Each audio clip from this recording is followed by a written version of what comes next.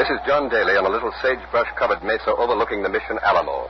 The besieged and completely surrounded garrison of free Texans, less than 200 men, are still blocking the advance of Santa Anna's 3,000 Mexican troops into the heart of free Texas. They still hold out, but it may be that on this morning of March 6, 1836, Santa Anna's troops will storm forward in their final all-out attack. For a short while ago, Santa Anna's cannon, which for 11 days have kept up a relentless bombardment of the Alamo, suddenly ceased firing. And there are signs of activity in the Mexican lines. Couriers began to dash to and from Santa Anna's headquarters. The Alamo, March 6th, 1836. CBS is there.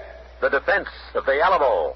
CBS asks you to imagine that our microphone is present at this unforgettable moment of Texas history. All things are as they were then, except for one thing. CBS is there. This broadcast, the sixth in a special summer series produced and directed for Columbia by Robert Louis Cheon, is based on authentic historical fact and quotation. And now, The Alamo, March 6th, 1836, and John Daly. Just before us, we wonder, as the whole world wonders, what is going on inside the Alamo. The little mission, which looks like a brown roosting hen, its head the bell tower, and its body the rectangular stockade that stretches back from the mission proper, is ominously quiet. Our CBS mobile unit is outside the Mexican lines and about a half a mile away from the Alamo. The Mexicans have taken no notice of our unit since they first questioned us when we arrived on the scene. The fact that the United States is officially neutral in this revolt of the Texas patriots against the Santa Anna government still protects us and permits us to continue our observation and reports without let or hindrance. No military action in all history can be compared to this siege. These men, these Texans, could have escaped. They had full warning of Santa Anna's approach with his army of 3,000, but they chose to stand because they knew that unless Santa Anna was stopped, if only for a few precious days, unless his relentless march was stalled, all of free Texas would fall before the invaders. Of course, it's still possible that the Alamo may be relieved. It's still possible that reinforcements may come. Involuntarily, we keep staring toward the east. Along the road, relief may come, must come, if it is to come, a road swept by a cold March wind. Actually, we know that the chances for relief are so small as to be practically non-existent. These Texans, these farm boys and trappers and cattle raisers, these lads who a few weeks ago were plowing fields and milking cows, have almost overnight become soldiers. And meanwhile, one of the most puzzling aspects of the situation has been the continued silence of the portable radio transmitter we know to be inside the Alamo. Our technicians have been on the alert constantly, day and night, but so far we have not been able to get any signal from within the walls. Meantime, the panorama of battle stretches out before us.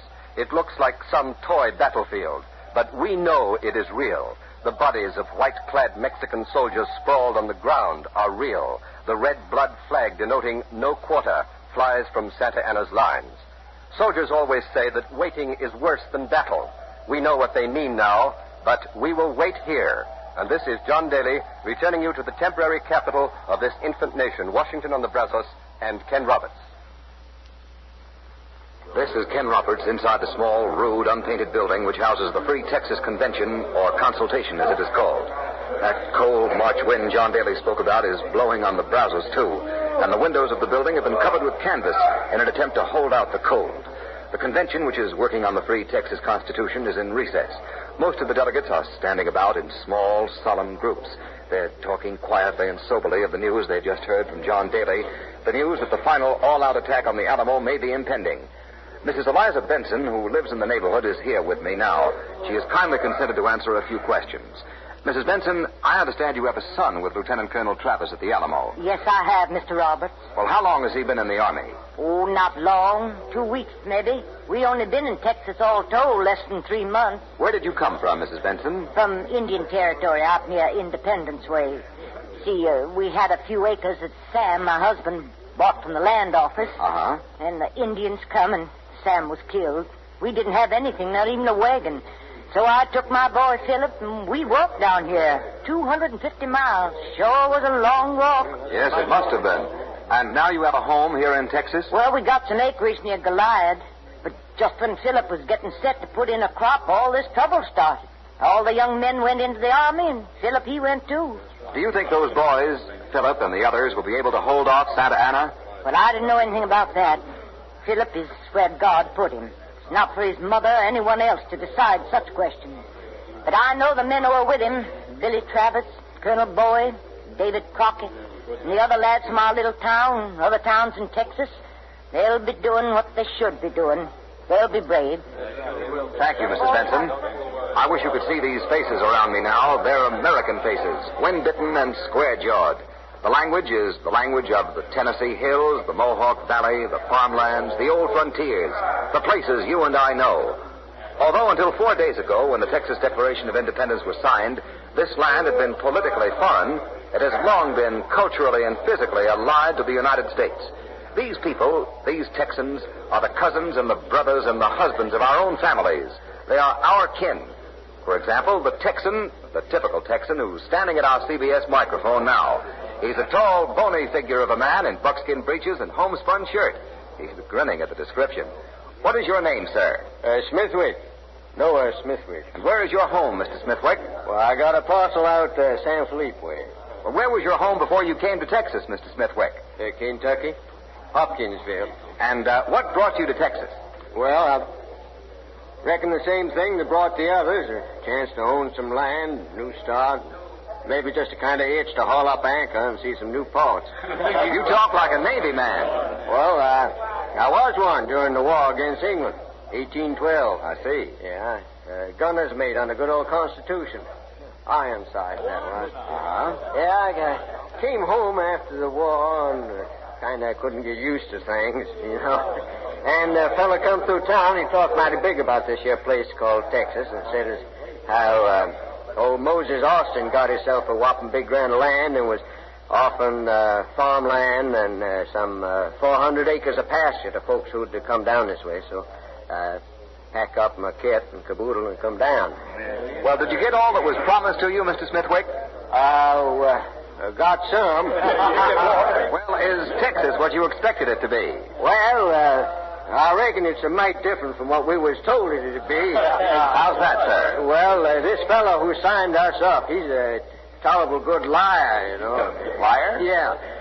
He said that there'd be no taxes, and he said as how the country was so full of game. Now, get this. Wild horses, turkey, and buffalo, that all one would have to do to get a meal is pitch a bowie knife over his left shoulder. And he said as how when you planted corn, you'd have to back up real fast so as the stalk wouldn't bash in the chin coming up. Terrible good lie. Well, Mr. Smithwick, how do you feel about what the boys at the Alamo are doing? Holding off Santa Ana, I mean. Giving Texas time. Oh, well, I tell you, I figure this way, Mr. Roberts. That's your name, isn't it? That's right, sir. Well, those boys, they kind of calculated what the situation was and did what they figured was needed. And it's a right grand thing they're doing, and we ain't forgetting that either. Those boys know what they're fighting for. Yes, I guess they do. We got no more reason to be part of Mexico than we has to be part of China, you know. How's that, Mr. Smithwick? Well, we don't speak the same language, think the same way, and that ain't all. We've been doing our best, you know, to mind our own business, asking precious little. But now what's happened? Well, I tell you, Steve Austin goes down to Mexico City to speak our cause, and Santa Ana smacks him into a dungeon for almost a year. Now tell me, is that how free citizens get treated in a decent country? Oh, I guess it isn't. No, you guess right. We ask for schools for our kids and little things like trial by jury and the right to speak a piece when we're in a mind to speak. Now, I know what the talk is how we're all of us here nothing but a crew of pirates and ruffians out to stir up trouble. Well, that just ain't so. We're plain ordinary God-fearing Excuse me, Mr. Smithwick. The rider has just entered the convention hall. His clothes are caked with mud. He looks tired. He looks as if he's ridden a long way and ridden hard. The men are crowding around him now, but he's pushing his way through to the desk. I'm going to try to get up to him. One side, please. Would you step aside, please? Get off that cable. Please, let me through. Please. Who is the rider, sir? Where is he from? Billy Travis from the Alamo. He's got a dispatch for General Houston. The rider is from the Alamo. He's come from the Alamo. General Sam Houston has just entered the hall. The rider is talking to him now. And there's Mr. Richard Ellis, the president of the convention. The news of the rider's arrival is spread all over. All the delegates are pouring in now. General Houston is reading the dispatch handed to him by the rider. It must be news from the Alamo at last. News from inside the Alamo. Now General Houston is talking to Mr. Ellis. He's pointing to the dispatch. Wait a minute, just a moment. Mr. Ellis is raising his hand. He's counting. Gentlemen, quiet, please. Please, quiet. Gentlemen, we have here a dispatch from Lieutenant Colonel William B. Travis, commanding the garrison at San Antonio de Bexar. General Houston has asked me to read it to you. To the Commander-in-Chief of the Army of Texas.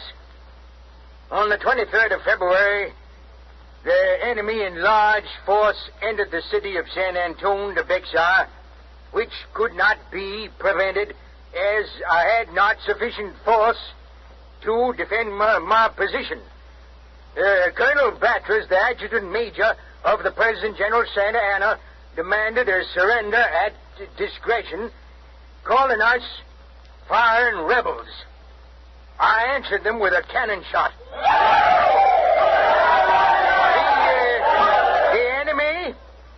The enemy commenced a bombardment with a 5-inch howitzer, which together with heavy cannonade has been kept up incessantly ever since. I instantly sent express to Colonel Fannin at Goliad and to the people of Gonzales and San Felipe. Our numbers are few, and I have every reason to expect an attack from the whole force of the enemy very soon. But I shall hold to the last extremity, hoping to secure reinforcements in a day or two. Do hasten on aid to me as rapidly as possible, as from the superior number of the enemy, it would be impossible for us to keep them out much longer. If they overpower us, we fall a sacrifice at the shrine of our country, and we hope posterity in our country will do our memory justice.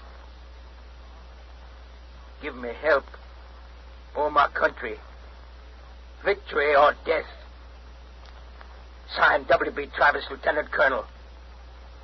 So ends the dispatch. There it is. There you have it. The first official word of the situation within the Alamo. I hope you heard it as Mr. Ellis read it to the delegates here at Washington on the Brazos this morning of March 6, 1836. Although the dispatch confirms everything John Daly's been able to report to you from the CBS mobile unit, although most of the information contained in the dispatch is already known, still this is the first official word that has come through from the Alamo itself since it was besieged 11 days ago. While the dispatch was defiant, almost heroic, its meaning is clear. The situation was desperate then when there was still hope for reinforcements. It is even more desperate now that hope is dim. Mr. Ellis, General Houston, and some of the delegates have been holding a consultation. Mr. Ellis is calling to order again. Gentlemen, quiet. Quiet, please, quiet. General Houston, I will now give you your orders. As Commander-in-Chief of the Texas Army, you're ordered forthwith to repair to such place on the frontier as you may deem advisable. You will proceed to establish headquarters and organize an army, and you will require all officers of the Army of whatever grade to report to you. And, as it is impossible at this time to determine any particular line of action, you will act according to the emergencies of the occasion and the best dictates of your own judgment for the purpose of protecting our frontier and advancing the best interests of our country. Thank you, sir. Good day. You have just heard General Houston's orders as given to him by Mr. Ellis. The general has saluted Mr. Ellis now. He's coming this way, pushing his way through the delegates. They're shaking his hands, patting him on the back, and wishing him well. Oh, General Houston, this is CBS. Yes? General Houston, can you tell us anything about your plans? It is my intention to fight Santa Anna. But are you ready, sir? Is Texas ready to challenge to fight the immense army of Santa Anna? When is Texas not ready to fight? What about the Alamo, General Houston? Can you tell us anything about the Alamo? Colonel Travis and his boys are standing at the Alamo for one purpose, to give me time to organize a defense against Santa Anna. They saw their duty. They did not waver. I will not waver in mine. Can you give us a message to the American people, General Houston? Yes. You heard the dispatch from Colonel Travis. He said, "Give me help, oh my country." Well, I say, volunteers from the United States for the Army of Texas will be welcome. I say to all red-blooded Americans, come to Texas. Come with a good rifle. And come soon. In the name of the men of the Alamo, liberty or death. Thank you, General Sam Houston, Commander-in-Chief of the Army of Texas. The General is leaving the building now, surrounded by the delegates. These people have placed their highest hopes in Sam Houston, the tight-lipped, broad-shouldered ex-governor from Tennessee, upon whose military skill their very lives are now dependent. Undoubtedly, the events that have happened here in the last few minutes have given John Daly, our CBS correspondent near the Alamo, the first official news of the situation inside the mission. So now, John Daly.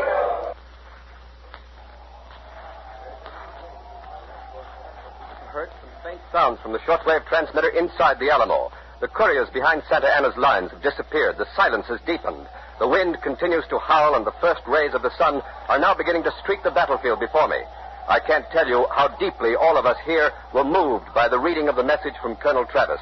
As we heard his words, we were able to look down on the mission to see the pitiful inadequacy of its defenses. Less than 200 men against 3,000. The odds are staggering, and they become epic when you stop to think that they were chosen by the less than 200. I keep watching that road over which reinforcements must come. There's no sign of help, but there is something coming through by shortwave from the Alamo. We have a shortwave receiver tuned to their frequency, and the signal is clear. Let's listen to it. Lieutenant Colonel Travis, our garrison commander, has a message.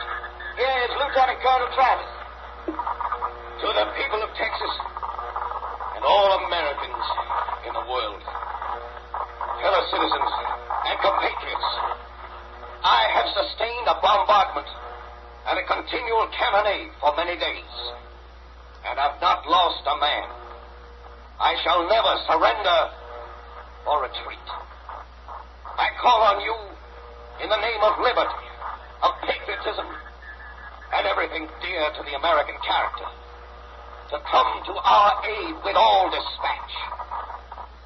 If this call is neglected, I am determined to sustain myself as long as possible and die like a soldier who never forgets what is due to his own honor and that of his country. Victory or death. This is the Alamo. This is the Alamo. That was the commander of our garrison, Lieutenant Colonel William B. Travis, appealing for reinforcements. I hope we're getting through. I hope you heard the colonel, because we sure need those reinforcements. Now, here's the Honorable Davy Crockett. He wants to say a word. Howdy. Can't talk long, because it looks like we got a little excitement here about. Some of you folks are wondering what an ex-congressman is doing down here in San Antonio. Well, I had a bit of a difference of opinion with my constituents back home in Tennessee. I told them that if they didn't re-elect me, they might all go to blazes, and I'd go to Texas. Here I am. And here's where every freedom-loving man ought to be. I'm proud to identify myself with the fighting men of Texas. I consider it a rare honor to be able to defend, in company with my fellow citizens, the liberties of our common country. That was the Honorable Davy Crockett talking to the people of the United States of America. Well, where are you, lad? You coming? We're waiting on you. This is the Alamo. This is the Alamo. Hope we're getting through. I reckon you folks might like to know how we're making out here. Well, we got beeves enough, corn enough, and I ain't heard no complaining yet about the supply of liquid refreshments. It's quiet now.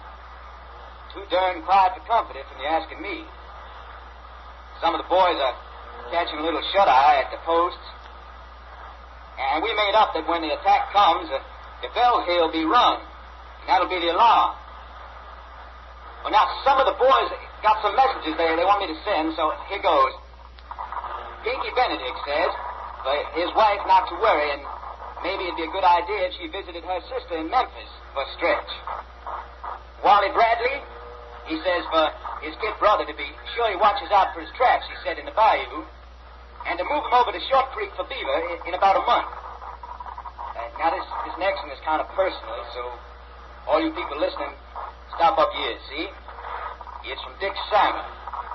He says to his wife that he sure loves her a heap and to kiss a baby for her. Kiss him for me, too, Ma. Well, now, that's all for now. This is the Alamo signing off. We'll try to get back on the air again soon. Signing off.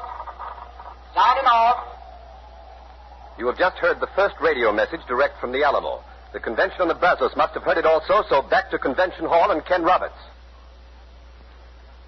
The impact of the message from the Alamo on the delegates assembled here was profound. They gathered around the radio and hung on every word. Their faces reflected their anxiety, their anguish, their prayers for the boys at the Alamo. But they have not permitted their feelings to sway them from their determination to make Texas free. The delegates have taken up their new day's labor on the draft of the Constitution. They are determined that the time granted them by the stand at the Alamo must not be wasted. These few days of respite may mean the difference between victory for free Texas or death for its dream of independence. And help is on the way, we know that, as Travis and his men hold off Santa Anna on the western frontier. Volunteers from the United States are pouring in from the east. They're coming, they're on the march. Men from Kentucky, Tennessee, Ohio, and Indiana. Men from Maine and New York and Massachusetts. Right at this moment, a transport loaded with troops headed for Texas is about to pull out from a wharf somewhere in Louisiana. For an on-the-spot description of the embarkment of these volunteers, we take you now to Jackson Beck.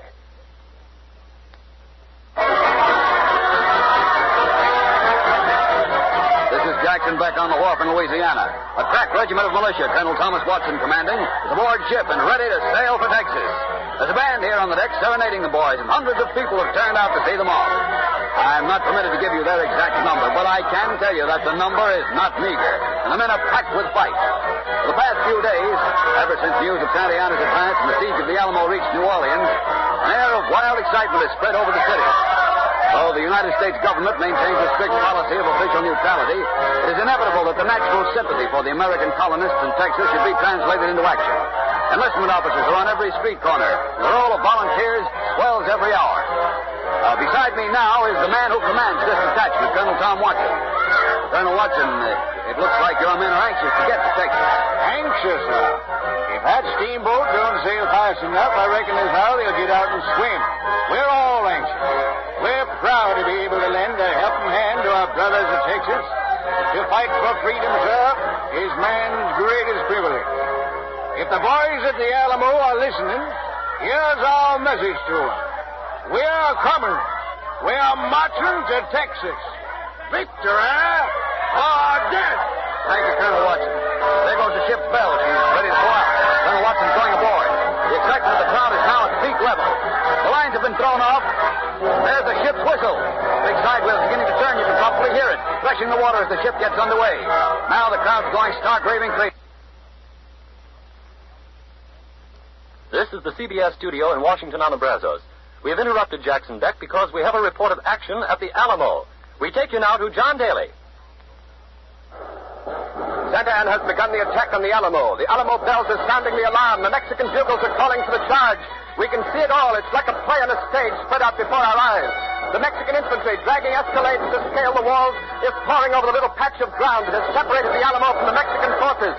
They've been met with a withering fire from the Texans' rifles and small cannon. And although Santa Anna's men are falling like flies, they're still pressing forward. The ground is covered with bodies. The Mexican losses will be terrific no matter what the outcome. But no one can doubt their bravery. Some of the escalades are against the walls of the Alamo now. But as far as I can see, not a single Mexican has yet been able to scale them. The smoke and the dust of battle has settled like a pall on this bloody scene. We can hear gunfire, the shouts of officers, the moans and the screams of the wounded. It's a ghastly, horrible glamour of blood and war. There seems to be some slackening of fire from within the Alamo, and Mexican troops have rallied and are storming the walls once again. They're up on the escalades. I think they've mounted the ladders and are getting inside the Alamo, but there's so much smoke and dust, it's impossible to be sure. Here come the Mexican cavalry. About 1,000 horsemen, they're charging across the field. Their sabers are glittering in the sun. Their horses setting up a terrific cloud of dust. The Alamo is calling. Our shortwave receiver is blasting a message. The Alamo is on the air. I'm here in a little shop, and I can see them pouring over the wall and dropping into the courtyard. It's a whopping fracas, you take it from me. Over yonder way, on some kind of a scaffolding or something, Colonel Travis has set up a little cannon. He's got it aimed right smack at the courtyard. Yeah!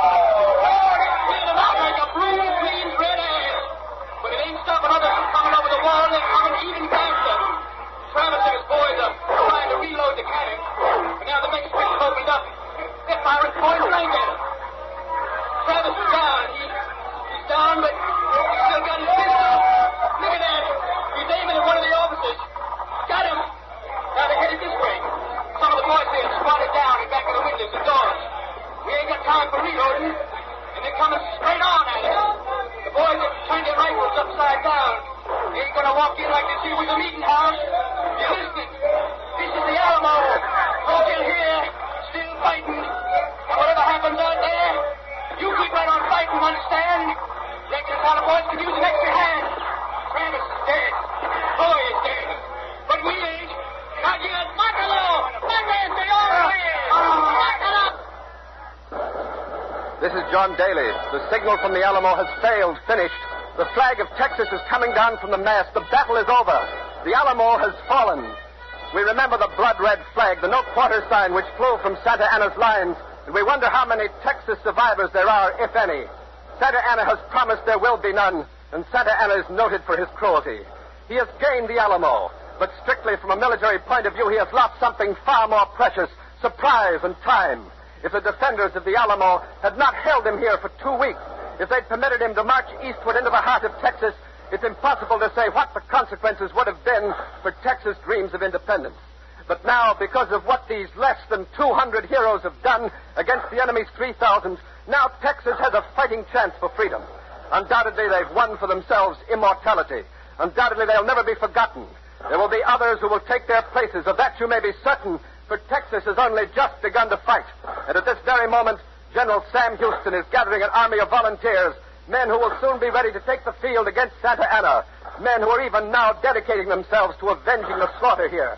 Mexicans are still scaling the Alamo walls amidst the confusion of the littered savages. San Antonio, March 6, 1836. The Alamo falls, but Texas independence is saved. You have been listening to CBS Is There, the sixth in a special summer series of broadcasts of famous events. Next week, the Roman Empire, August 26, 79 A.D. Mount Vesuvius erupts and destroys Pompeii. CBS Is There. CBS Is There is produced and directed for Columbia by Robert Louis Cheon. Tonight's broadcast was written by Irv Tunick. Democracy isn't just a system of government. It's a doctrine of mankind. It teaches that the next fellow's as good as you, whether he's white or colored, Jew or Gentile. Some people with Nazi techniques are trying to sow the seeds of hatred and prejudice in America. America's no place for it. If someone runs down a neighbor's race or religion, remind him that he's out of joint with democracy. Help keep America democratic and strong. This is CBS, the Columbia Broadcasting System.